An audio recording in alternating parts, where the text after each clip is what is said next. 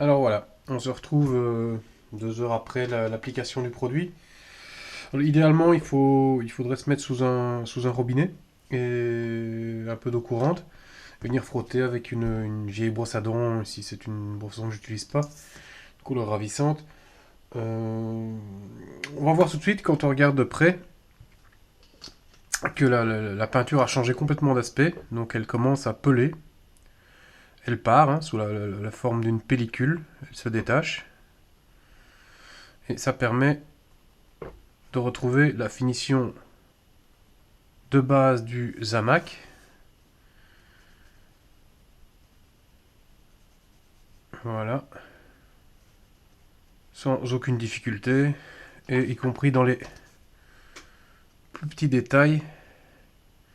En allant gratter. Donc je vais enlever le plus gros ici avec un petit mouchoir. Voilà. En travaillant sous l'eau courante, l'avantage c'est que les petites particules partent directement polluer la nappe phréatique. Parce que, je le répète, ce produit est toxique. Là, donc c'est pas encore parfait, j'aurais dû attendre un peu plus longtemps. Donc ici, pour aider, je vais utiliser la brosse en laiton, qui elle va venir sans aucune difficulté faire disparaître toutes les petites peaux qui restent en place.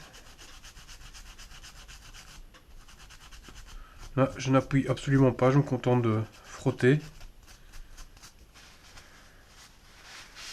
Ça fait plein de petites crasses.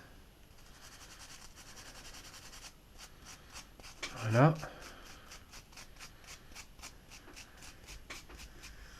La pièce est presque nue. Voilà, une de fait, je vais aller la rincer à l'eau maintenant. Voilà.